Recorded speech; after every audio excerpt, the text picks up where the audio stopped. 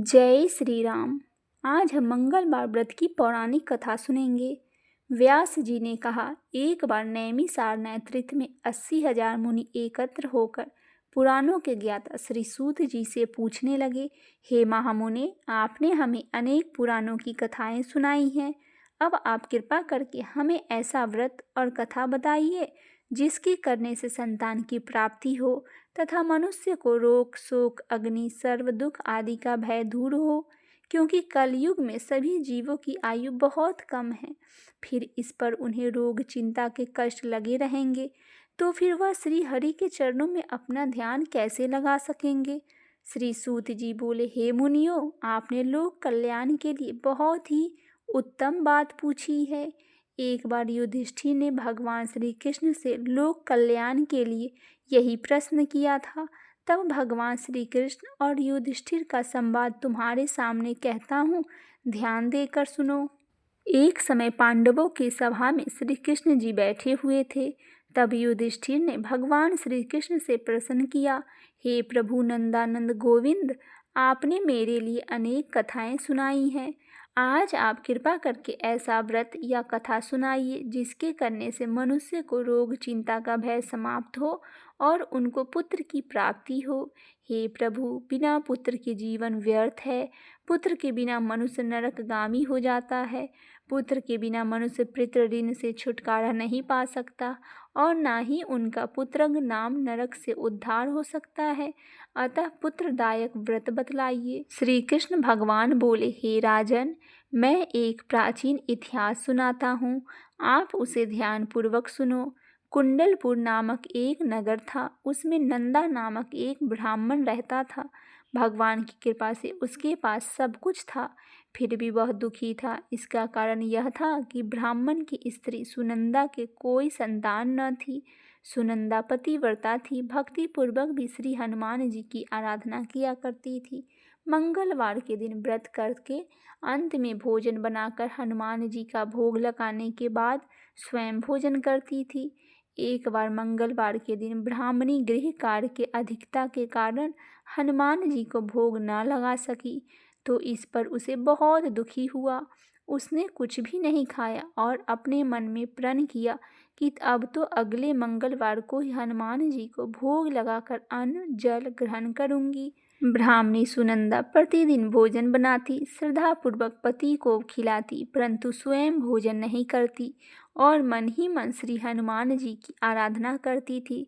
इसी प्रकार 6 दिन गुजर गए और ब्राह्मणी सुनंदा अपने निश्चय के अनुसार भूखी प्यासी निराहार रही। अगले मंगलवार को ब्राह्मणी सुनंदा प्रातः काल ही बेहोश होकर गिर पड़ी। ब्राह्मणी सुनंदा की इस असीम भक्ति के प्रभाव से श्री हनुमान जी बहुत प्रसन्न हुए और प्रकट होकर बोले, सुनंदा, मैं तेरी भक्ति से बहुत प्रसन्न हूँ, तू उठ और वर मांग। सुनंदा अपने आराध्य देव श्री हनुमान जी को देखकर आनंद की अधिकता से विह्वल हो उठी। श्री हनुमान जी के चरणों में गिरकर बोली, हे प्रभु, मेरी कोई संतान नहीं है, कृपा करके मुझे संतान प्राप्ति का आशीर्वाद दे, आपकी अति कृपा होगी। श्री हनुमान जी बोले, तेरी इच्छा पूर्ण होगी, तेरी एक कन्या पैदा होंगी, उसके अष्टांग प्रतिदिन सोना दिया करेंगे। इस प्रकार कहकर श्री महावीर जी अंतर्ध्यान हो गए। ब्राह्मणी सुनंदा बहुत हर्षित हुई और सभी समाचार अपने पति से कहा। ब्राह्मण देव कन्या का वरदान सुनकर कुछ दुखी हुए, परंतु सोना मिलने की बात सुनी तो बहुत प्रसन्न हुए और विचार किया कि ऐसी कन्या के साथ मेरी निर्धनता भी समाप्त हो जाएगी। श्री हनुमान जी की कृपा से वह ब्राह्मणी गर्भवती हुई और 10वें महीने में उसे बहुत ही सुंदर पुत्री प्राप्त हुई। यह बच्ची अपने पिता के घर में ठीक उसी तरह बढ़ने लगी जिस प्रकार शुक्ल पक्ष का चंद्रमा बढ़ रहा हो। 10वें दिन ब्राह्मण ने उस बालिका का नामकरण संस्कार करवाया। उसके कुल पुरोहित ने उस बालिका का नाम रत्नावली रखा, क्योंकि यह कन्या सोना प्रदान किया करती थी। इस कन्या ने पूर्व जन्म में बड़े ही विधान से मंगल देव का व्रत किया था। रत्नावली का अष्टांग बहुत ही सोना देता था। उस सोने से नंदा ब्राह्मण बहुत धनवान हो गया। अब ब्राह्मणी भी बहुत अभिमान करने लगी थी। समय बीत रहा था। अब रत्नावली 10 वर्ष की हो चुकी थी।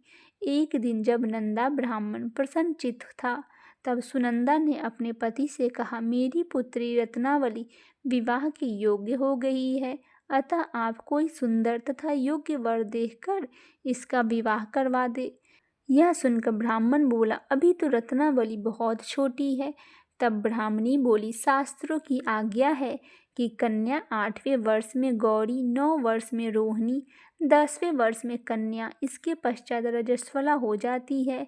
गौरी के दान से पाताल लोक की प्राप्ति होती है, रोहिणी के दान से वैकुंठ लोक की प्राप्ति होती है, कन्या के दान से इंद्रलोक की सुख की प्राप्ति होती है। अगर हे पति देव रजस्वला का दान किया जाता है तो घोर नरक की प्राप्ति होती है। इस पर ब्राह्मण बोला, अभी तो रत्नावली मात्र 10 ही वर्ष की है और मैंने तो 16-16 साल की कन्याओं के विवाह करवाए हैं, अभी जल्दी क्या है। तब ब्राह्मणी सुनंदा बोली, आपको तो लोभ अधिक हो गया है। शास्त्रों में कहा गया है कि माता पिता और बड़ा भाई रजस्वला कन्या को देखते हैं तो अवश्य नरकगामी हो जाते हैं।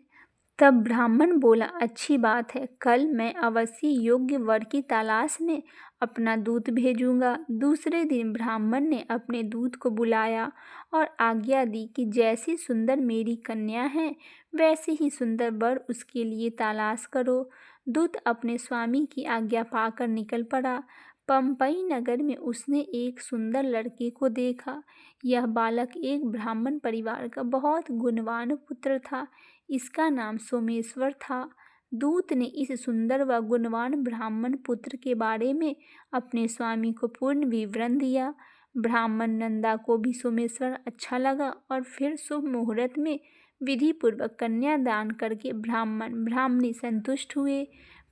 परंतु ब्राह्मण के मन में तो लोभ समाया हुआ था। उसने कन्यादान तो कर दिया था, पर वह बहुत खिन्न भी था। उसने विचार किया कि रत्नावली तो अब चली जाएगी और मुझे इससे जो सोना मिलने वाला था वह भी नहीं मिलेगा, और नहीं मेरे पास जो धन था वह कुछ विवाह में खर्च हो गया, और जो शेष बचा है वह भी कुछ दिनों के पश्चात समाप्त हो जाएगा। मैंने तो इसका विवाह करके बहुत बड़ी भूल कर दी है। अब कोई ऐसा उपाय हो कि रत्नावली मेरे घर में ही बनी रहे, अपनी ससुराल न जाए। लोभ रूपी राक्षस ब्राह्मण के मस्तिष्क पर छाया जा रहा था। रात भर अपनी सैया पर बेचैन से करवटें बदलते बदलते उसने एक बहुत ही क्रूर निर्णय लिया। उसने विचार किया, जब रत्नावली को घर लेकर उसका पति सोमेश्वर अपने घर के लिए जाएगा तो वह मार्ग में छिपकर सोमेश्वर का वध कर देगा और अपनी लड़की को अपने घर ले आवेगा, जिससे नियमित रूप से उसे सोना भी मिलता रहेगा और समाज में कोई उसकी मनुष्य उसे दोष भी नहीं देगा। प्रातः काल हुआ तो नंदा और सुनंदा ने अपने जमाई तथा लड़की को बहुत सारा धन देकर विदा किया। सोमेश्वर अपनी पत्नी रत्नावली को लेकर ससुराल से अपने घर की तरफ चल दिया। ब्राह्मण नंदा महालोभ के वशीभूत हो चुका था, अपनी मति खो चुका था। पाप पुण्य को उसे विचार न रहा। अपने भयानक व क्रूर निर्णय के कार्य रूप देने के लिए उसने अपने दूत के मार्ग में अपने जमाई का वध करने के लिए भेज दिया, ताकि रत्नावली से प्राप्त होने वाला सोना उसे हमेशा मिलता रहे और वह कभी निर्धन न हो। ब्राह्मण के दूत ने अपने स्वामी की आज्ञा का पालन करते हुए उसके जमाई सोमेश्वर को मार्ग में ही वध कर दिया।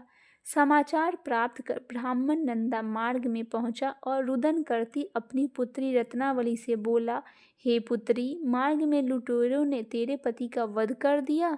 भगवान की इच्छा के आगे किसी की कोई वश नहीं चलता। अब तू घर चल, वहां पर ही रहकर शेष जीवन व्यतीत करना। जो भाग में लिखा हो वही होगा। अपने पति की अकाल मृत्यु से रत्नावली बहुत दुखी हुई। करुण क्रदन व रुदन करते हुए अपने पिता से बोली, हे पिताजी, इस संसार में जिस स्त्री का पति नहीं है उसका जीना व्यर्थ है। मैं अपने पति के साथ ही अपने शरीर को जला दूंगी और सती होकर अपने इस जन्म को माता पिता के नाम को तथा सास ससुर की यश को सार्थक करूंगी। ब्राह्मण नंदा अपनी पुत्री रत्नावली के वचनों को सुनकर बहुत दुखी हुआ और विचार करने लगा, मैंने व्यर्थ ही जमाई का वध का पाप अपने सिर लिया। रत्नावली तो उसके पीछे अपने प्राण तक देने को तैयार है। मेरा तो दोनों तरफ से मरण हो गया, धन तो अब मिलेगा ही नहीं। जमाई वध के पाप के फलस्वरूप यम यातना भी भुगतनी पड़ेगी। यह सोचकर वह बहुत खिन्न हो गया। सोमेश्वर की चिता बनाई गई। रत्नावली सती होने की इच्छा से अपने पति के सिर अपनी गोद में रखकर चिता में बैठ गई। जैसे ही सोमेश्वर की चिता को अग्नि लगाई गई, वैसे ही प्रसन्न हो मंगल देव वहां प्रकट हुए और बोले, हे रत्नावली, मैं तेरे पति की भक्ति से बहुत प्रसन्न हूँ, तू वर मांग। रत्नावली ने अपने पति के जीवन दान मांगा। तब मंगल देव बोले, रत्नावली, तेरा पति अजर अमर है, वह महाविद्वान भी बनेगा और इसके अतिरिक्त तेरी जो इच्छा है वह भी वर मांग लो। तब रत्नावली बोली, हे ग्रहों के स्वामी, यदि आप मुझ पर प्रसन्न हैं तो मुझे यह वरदान दीजिए कि जो मनुष्य मंगलवार के दिन प्रातःकाल लाल पुष्प लाल चंदन से पूजा करके आपका स्मरण करे, उसको रोग व्याधि ना हो, स्वजनों का भी कभी वियोग ना हो, सर्प अग्नि तथा शत्रुओं का भी भय ना रहे। जो स्त्री मंगलवार का व्रत करेगी वह कभी भी विधवा नहीं होगी। मंगल देव ने तथा अस्तु कहकर अंतर्ध्यान हो गए। सोमेश्वर मंगल देव की कृपा से जीवित हो उठा। रत्नावली अपने पति को पुनः प्राप्त कर बहुत प्रसन्न हुई और मंगल देव का व्रत प्रत्येक मंगलवार को व्रत करके मंगल देव की कृपा से इस लोक से सुख ऐश्वर्य को भोगते हुए अंत में अपने पति के साथ स्वर्ग लोक को गई।